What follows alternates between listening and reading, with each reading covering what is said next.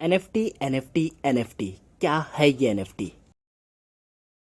अमिताभ बच्चन के एनएफटी बिकी 7 करोड़ में। जैक डॉर्सी उन्होंने अपना पहला ट्वीट सेल करा एनएफटी में क्रिएट करके $2.9 मिलियन में।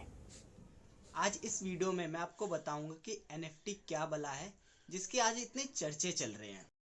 सो hi guys, my name is Shahnawaz Ansari and I am a part of the tribe billionaires 21 and today in this video I will tell you what is the NFT. Let's start the video without wasting the time. NFT का मतलब होता है non fungible token.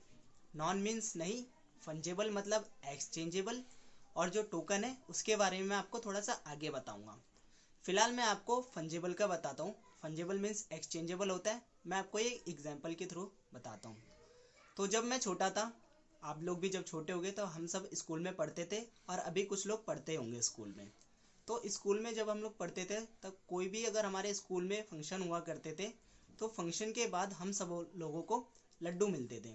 दो दो लड्डू सबको मिलते थे, और अभी भी जो लोग स्कूल में उनको दो दो लड्डू मिलते होंगे, मज़ा आता होगा खाने में। तो मान लीजिए मुझे दो लड्डू मिले, आपको भी दो लड्डू मिले। रुको रुको, अभी खाना नहीं है, मैं बताता हूँ क्या करना है उन दो लड्डुओं का।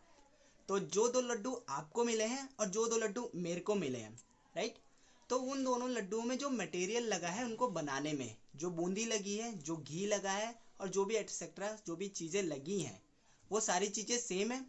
अब अगर मैं चाहूँ अपने दो लड्डुओं को आपके दो लड्डुओं से बदलना, तो जाहिर सी बात है मैं आराम से बदल सकता हूँ, क्योंकि चारों लड्डू सेम है, आपके दो लड्डू भी सेम है, मेरे भी दो लड्डू भी सेम है। तो मैं अपने दो लड्डुओं को आपके दो लड्डुओं से आराम से चेंज कर सकता हूँ। तो हम लोग इसको कहेंगे फंजेबल, मीन्स एक्सचेंजेबल, क्योंकि ये चीज़ें, ये दो लड्डू आपस में चेंज किए जा सकते हैं।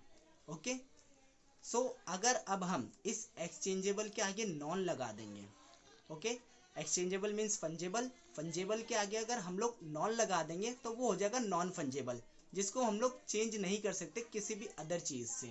ओके, मैं आपको नॉन फंजेबल भी एक एग्जाम्पल के थ्रू बताने की कोशिश करता हूँ। ओके, सिंपल सी चीज़ मैं अगर आपको ये बताऊँ, मेरी एक फ़ोटो है, अगर मैं फ़ोटो लेके घूमूँ कहीं भी और मैं चाहूँ कि मैं अपनी एक पिक को किसी भी अलग पिक से चेंज करने की कोशिश करूँ, तो क्या मैं उसको चेंज कर पाऊँगा?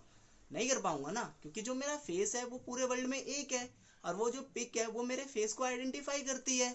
अगर मैं अपने फेस की पिक लेकर कहीं जाऊँ चेंज करने के लिए, कहीं चेंज नहीं कर सकता। इट मीन्स मेरी जो वो पिक है वो यूनिक है और वो नॉन एक्सचेंजेबल है। सो वो जो मेरी पिक है वो नॉन फंजेबल हो गई। ओके, यहाँ पे मैंने आपको फंजेबल और नॉन फंजेबल दोनों चीज़ें बता दी। अब आते हैं हम लोग टोकन पे। अब ये टोकन क्या होता है? टोकन हम उसे कहते हैं जो हमें डिजिटली आर्ट की अथॉरिटी देता है। अब आप लोग कहेंगे डिजिटल आर्ट होता क्या है?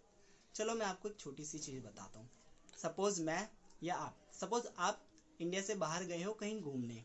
ओके, आप दुबई गए, घूमे, घूम के दुबई से आप रिटर्न आए। रिटर्न आने के वक्त आपकी फ़्लाइट लैंड हुई इंडिया में। फ़्लाइट लैंड होने के वक्त वहाँ पे आपको इंडिया के किसी पुलिस वाले ने पकड़ लिया और आपको बोला, भाई कौन हो तुम? अरे इंडिया में कैसे आ गए? आप कहोगे मैं तो इंडिया का ही सिटीजन हूँ। वो कहेगा मैं कैसे मान लूँ आप इंडिया के सिटीजन हो? तो आप क्या करोगे? आप अपनी एक आईडी दिखाओगे, लाइक आधार कार्ड या फिर पैन कार्ड, जो ये रिप्रेजेंट करेगा कि आप इंडियन सिटीजन हो।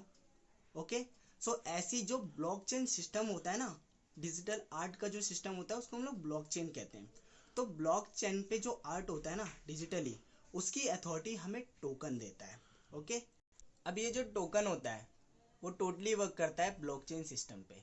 Now I will tell you what is blockchain system. Blockchain system जो होता है वो डिसेंट्रलाइज सिस्टम होता है। अब डिसेंट्रलाइज सिस्टम बताने से पहले मैं आपको बताता हूँ सेंट्रलाइज सिस्टम क्या होता है। एक दिन मेरा एक दोस्त आया मेरे पास, और उसको ना कुछ अमाउंट की ज़रूरत थी। उसने कहा भाई मेरे को इतने अमाउंट चाहिए। तो मैंने उसको उतने अमाउंट का एक चेक दे दिया। अब वो चेक लेकर गया, उसने बैंक में डाल दिया। अब यूजुअली होता क्या है, जब हम लोग कोई चेक सबमिट करते हैं बैंक में, तो फर्स्ट ऑफ ऑल जिस अमाउंट का हमारा चेक होता है ना, तो जो बैंक होता है वो पहले चेक करता है कि जिस अमाउंट का वो चेक है वो अमाउंट उसके अकाउंट में है या नहीं है।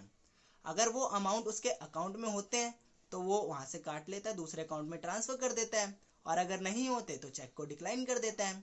अब मेरे अकाउंट में वो अमाउंट था जिस अमाउंट का मैंने चेक दिया, तो मेरे बैंक ने क्या करा, उस अमाउंट को मेरे अकाउंट से डिडक्ट कर दिया और उसके अकाउंट में ट्रांसफर कर दिया।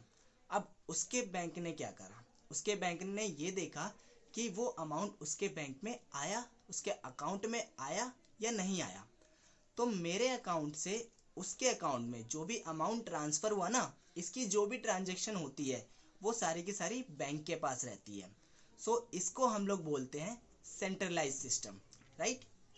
और जो ब्लॉकचेन सिस्टम होता है वो डिसेंट्रलाइज सिस्टम होता है। मैं बताता हूँ कैसे। अब अगर ब्लॉकचेन सिस्टम में मेरा दोस्त मुझसे कोई पैसे मांगता है, चाहे कुछ भी मांगता है, उसको किसी एक अमाउंट की ज़रूरत होती है, तो मैं ब्लॉकचेन सिस्टम में चेक तो काट के दूंगा नहीं, जाहिर सी बात है। क्योंकि ब्लॉकचेन सिस्टम में जो करेंसी वर्क करती है उसको हम लोग बोलते हैं token, right.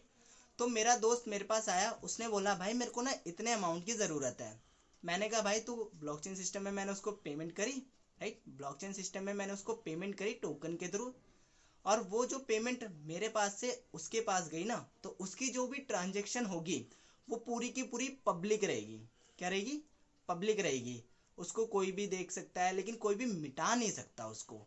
It can't be erase, वो हमेशा के लिए वहीं पर रजिस्टर हो जाएगी। इसको हम लोग कहते हैं डिसेंट्रलाइज सिस्टम, जो कि पूरी की पूरी ट्रांजैक्शन पब्लिक रहती है। ओके, बट यहाँ पे एक छोटा सा क्वेश्चन उठता है कि जो ट्रांजैक्शन मेरे अकाउंट से दूसरे के अकाउंट में हो रही है ब्लॉकचेन सिस्टम में, अगर वो पूरी की पूरी ट्रांजैक्शन पब्लिक है तो मेरी प्राइवेसी का क्या होगा? उठता है ना, जाहिर सी बात है। तो यहाँ पे मैं आपको बता देता हूँ, ये चीज़ मैं आपको क्लियर कर देता हूँ। हर किसी ने कभी ना कभी कंप्यूटर यूज़ किया होगा। कंप्यूटर यूज़ करते वक्त सबको पता होगा कंप्यूटर की कुछ लैंग्वेजेस होती हैं, जस्ट लाइक जावा, C++। तो वो लैंग्वेज कोडिंग वगैरह ये सब होती है ना, तो उनको हर कोई नहीं पढ़ पाता ना, जिसने सीखी है वही पढ़ पाएगा। तो ऐसी ब्लॉकचेन में भी एक लैंग्वेज होती है जिसको हम लोग कहते हैं क्रिप्टोग्राफी। ये जो क्रिप्टोग्राफी लैंग्वेज होगी ना, उससे हमारी प्राइवेसी बनी रहेगी। अब वापस आते हैं टोकन पे। मेरी जो पिक है वो नॉन फंजेबल है, राइट। अब मैंने अपनी पिक को डिजिटली अपलोड करनी है ब्लॉकचेन सिस्टम पे। तो ब्लॉकचेन सिस्टम पे अपलोड करने के बाद मुझको जो टोकन मिलेगा, वो टोकन ये रिप्रेजेंट करेगा कि उस पिक का मैं ओनर हूँ। मेरी पिक जो मैंने अपलोड करी वो नॉन फंजेबल तो है ही, और उसका मेरे को टोकन भी मिल गया, तो मेरी पिक NFT में क्रिएट हो गई। This is all about the NFT।